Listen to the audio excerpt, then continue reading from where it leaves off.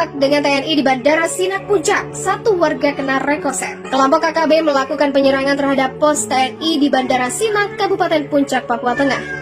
Insiden itu menyebabkan seorang warga terluka akibat terkena rekoset peluru. Ya benar, KKB melakukan gangguan di sekitar Bandara Sinak. Atas kejadian itu, kontak Yonif Raider 303 dan KKB. Begitulah ungkap dan rem Brigjen Sri Widodo. Kontak tembak itu terjadi pada Jumat 5 Mei sekitar pukul 8.45. Kejadian itu diketahui ketika tim pengamanan perimeter mendengar suara letusan tembakan sebanyak 2 kali. Anggota yang mencari tahu bunyi tembakan kemudian melihat ada 4 orang diduga KKB membawa 2 pucuk senjata dan panah yang berjarak 200 meter dari kedudukannya. Anggota yang mencari tahu bunyi tembakan kemudian melihat ada 4 orang diduga KKB membawa 2 pucuk senjata dan panah yang berjarak 200 meter dari kedudukannya. Lalu kemudian anggota pun melakukan tembakan ke arah 4 orang yang membawa senjata api tersebut. Setelah tembakan itu, 4 anggota KKB itu melarikan diri menuju arah Bukit Gundul. Kemudian anggota juga melakukan penyisiran atau pembersihan di sekitar tempat terjadinya kontak senjata. Sekitar pukul 11, sebanyak 5 orang masyarakat melapor ke Pos Sinak Bandara Satgas Yonif dan melaporkan bahwa ada salah satu masyarakat berinisial INT terkena rekoset tembakan pada bagian siku lengan kiri dan pinggang bagian kanan. Tim kesehatan Satgas kemudian membawa korban menuju Puskesmas Sinak untuk mendapatkan penanganan medis. Brigjen Sri mengungkapkan saat ini korban telah diterbangkan ke Timika untuk mendapat perawatan medis secara maksimal. Setelah dirawat di Puskesmas Sinak, korban sudah membaik.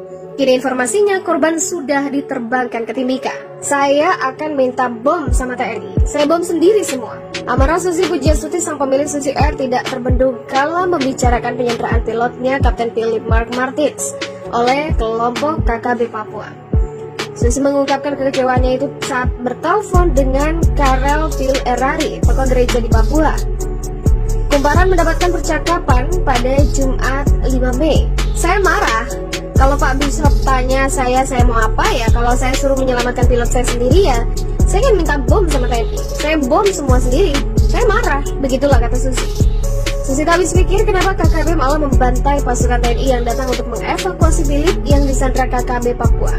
Padahal pasukan itu bukan untuk menyerang KKB. Kepada Karang, Susi mengungkit kontribusinya untuk Papua. Sudah lebih dari 20 tahun, misalnya Susi Air terbang di Papua. Susi juga secara langsung membantu masyarakat. Saya kasih obat-obatan, tangan saya mencuci luka orang-orang dan anak-anak Papua. Begitulah kata Susi. Susi menyinggung pula nama Egyanus Kogoya, pemimpin KKB yang turut menyandra Kapten Philip. Susi pernah bertemu dengan Daniel Yudas Kogoya, ayah Egyanus, dan menurutnya Daniel adalah orang baik. Kenapa Egyanus Kogoya menjadi orang biadab? Bakar semua pesawat yang selama ini bawa makanan, obat-obatan, membawa orang Papua kemana saja diperlukan. Apa dosa saya? Apa salah saya? Saya marah sekali setelah tahu mereka bunuh juga pasukan TNI yang tidak mau ngapa-ngapain. Begitulah, lanjut Susi. Menurut Susi, pasukan TNI yang diserbu KKB adalah anak-anak muda, bukan pasukan tempur. Lantas kenapa KKB menembaki mereka begitu saja? Karel pun meminta maaf atas apa yang terjadi. Karel mengatakan minggu depan akan ke Jakarta untuk melobi agar segera ada perpres untuk pembebasan Kapten Martins dengan segera. Ada mutasi atau pergantian jabatan di tubuh TNI. Berikut adalah sejumlah fakta terkait mutasi di TNI.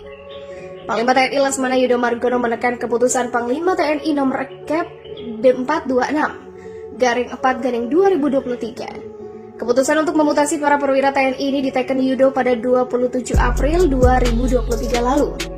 Ratusan pejabat TNI berganti posisi. Pertama, ada 172 yang kena mutasi. Panglima TNI Laksmana Yudo memutasi 172 perwira tinggi dan menengah. Mereka para perwira tersebar di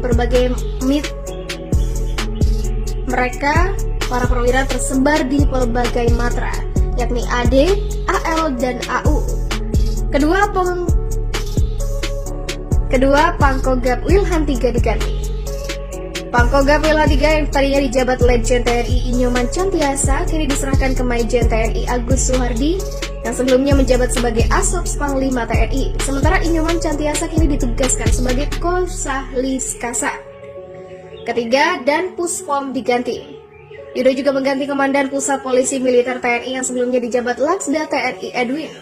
Edwin kini dipromosikan sebagai Panglima Komando Lintas Laut Militer. Lalu keempat, Pangdam 17 Cendrawasih diganti. Ada juga Pangdam 17 Cendrawasih yang kini dijabat Maijen Ishak Pangemanan, menggantikan Maijen Soleh Mustafa yang dimutasi sebagai Pasahli TK3 Kasat Bid Sos Hukum HAM dan Narkoba. Nantinya posisi yang ditinggalkan Ishak akan diisi oleh Marsikal Pertama Budi Ahmadi. Budi pun sebelumnya adalah Wasots Panglima TNI. Kelima, ganti 5 perwira TNI di Papua.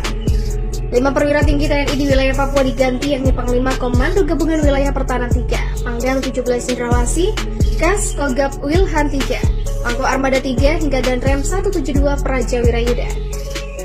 Jabatan Danrem 172 kini diemban Kolonel Infanteri Wedi Hardono yang menggantikan Brigjen Cuwinta Ombol sendiri.